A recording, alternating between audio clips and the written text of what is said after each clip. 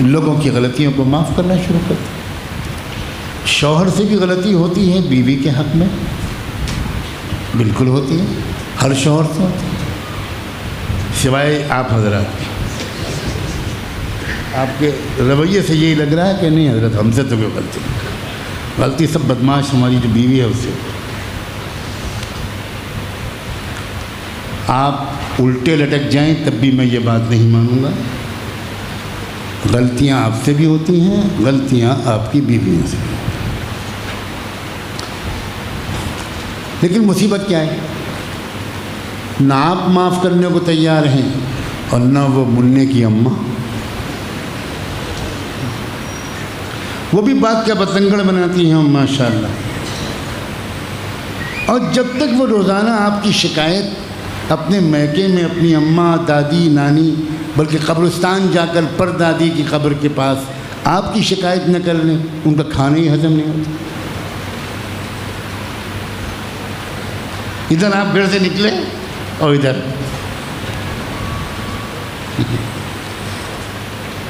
ایک بار کوئی خیریت پوچھنے کی غلطی کر لے بس۔ اسی لیے عورتوں سے خیریت پوچھنا سمجھداروں کی بات نہیں ہے۔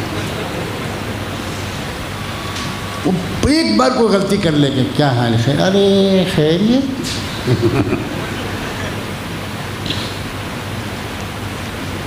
حضرت اسماعیل علیہ السلام کی شادی بھی ایسی ہی کسی سے ہو گئی تھی۔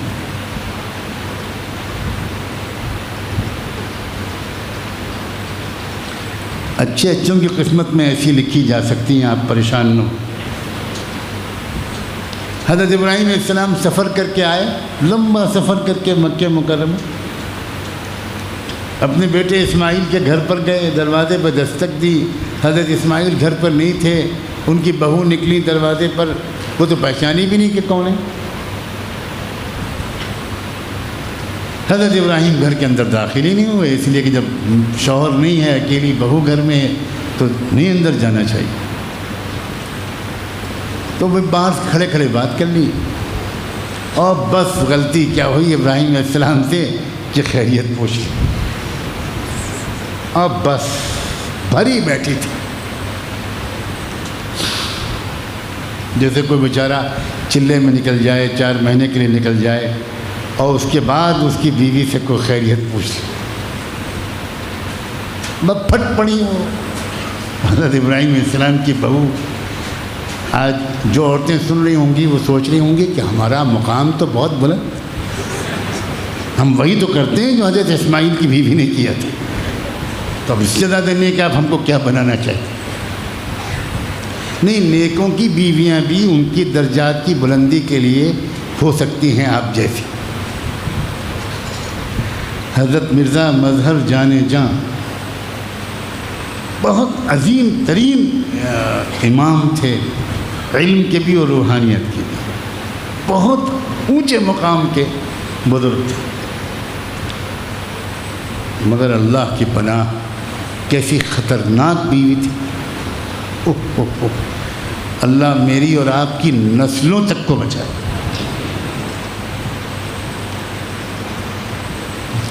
ادھر حضرت مرزا مظہر باہر سے علوم و معرفت کی بارش کر کے لوگوں کے دل کو بدل کر، لوگوں کے اخلاق کا تزکیہ کر کے، حدیث و قرآن کا درس دے کر گھر میں داخل ہوئے، اور ادھر مہابھارت شروع۔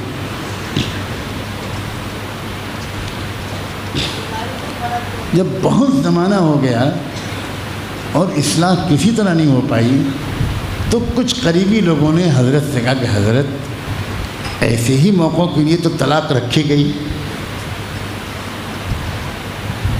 پھر طلاق کا قانون ہے کس لیے؟ آپ چھٹکارا دیجیے بھی اور چھٹکارا حاصل کیجیے بھی، ایک سے ایک بہترین صالح عورتیں آپ کے لیے حاضر ہوں۔ کیا بات فرمائی، اللہ اکبر۔ ایک بات تو انہوں نے یہ فرمائی کہ دیکھو، کیا میں نہیں جانتا ہوں کہ طلاق ایسے ہی مسئلوں کے لیے؟ کیا مجھے یہ مسئلہ نہیں معلوم؟ 20-30 سال ہو گئے مجھے جھیلتے ہوئے، میں یہ سوچتا ہوں کہ اگر میں طلاق دے دوں گا تو اس کا نکاح جس کسی دوسرے کے ساتھ ہوگا اس کو تکلیف ہوگی، تو وہ تکلیف میں اگر سہ لوں اور ایک مسلمان بھائی کو تکلیف سے بچا لوں تو اللہ میری مغفرت کر، میں اس وجہ سے برداشت کرتا ہوں۔ دوسری بات انہوں نے یہ بھی فرمائی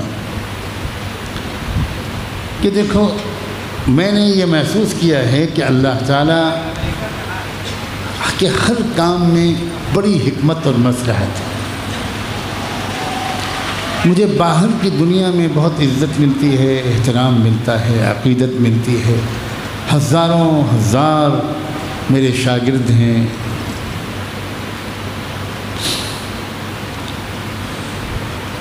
شاید اللہ نے میرے لیے یہ بہتر سمجھا ہو کہ میں جب گھر کے اندر جاؤں تو مجھے تھوڑی ذلت، تھوڑی رسوائی، تھوڑی شرمندگی، تھوڑی اذیت، تھوڑی تکلیف برداشت کرنی پڑے تاکہ میرے اندر کوئی تکبر نہ آنے پائے۔ تو میں اللہ کی طرف سے اپنی اصلاح اور نفس کے بگڑنے سے روکنے کا ایک انتظام سمجھ کر اپنی بیوی کو اللہ کی بہت بڑی نعمت سمجھتا ہوں۔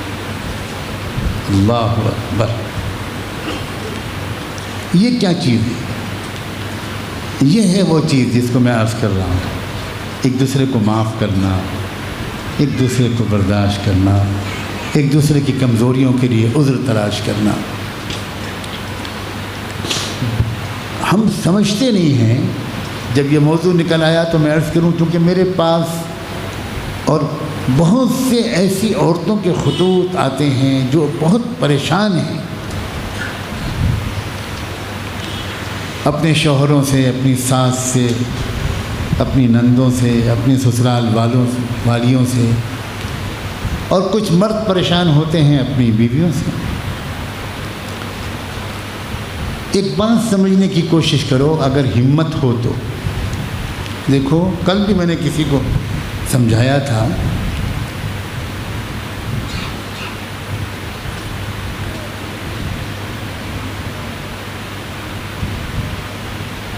کوئی بھی ایسی کیفیت اور حالت انسان پر زندگی میں آئے جس سے اس کو پریشانی ہوتی ہو، چاہے وہ روزی کی تنگی ہو، کاروبار کا نہ چل پانا ہو، یا اور کوئی پریشانی، تو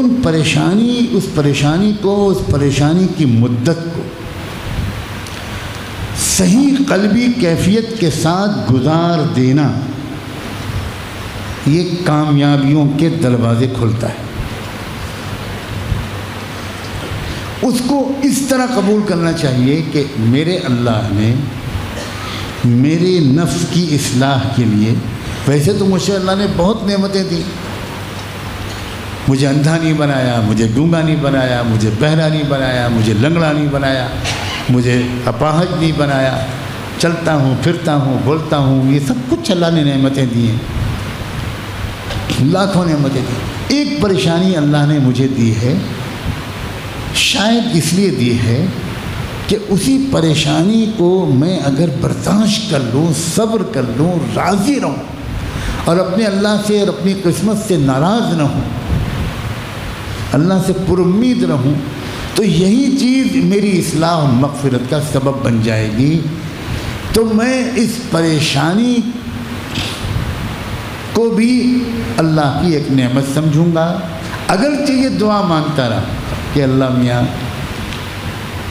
آپ جانتے ہیں میں کمزور ہوں، میں بہت دن تک پریشانی کو جھیل نہیں پاؤں، تو میری اصلاح و تربیت کا کوئی آسان طریقہ اختیار کر لیجئے، اس پریشانی کی نعمت کو کسی اور نعمت سے بدل دیجئے۔ یہ میں جانتا ہوں کہ یہ پریشانی بھی نعمت ہے، لیکن میری برداشت کم ہے، میں بہت کمزور بندہ ہوں، میری ہمت بہت پست ہے، اس لیے آپ اس راستے سے میری تربیت کرنے کے بجائے، اللہ بہتر یہ ہے، دعا کرتا ہوں کہ آپ ذرا آسان راستے سے میری تربیت کر دیں۔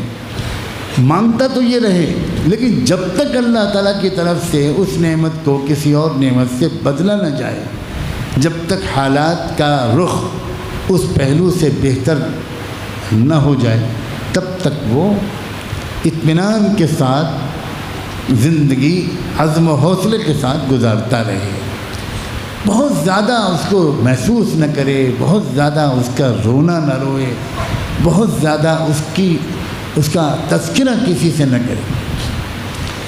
یہ اگر نصیب ہو جائے کسی عورت کو یا کسی مرد تو زندگی گزر جاتی ہے، اور اسی بہانے مغفرت بھی ہو جاتی ہے، اصلاح بھی ہو جاتی ہے، بڑی ترقی ہو جاتی ہے اخلاقی اور روحانی طور پر۔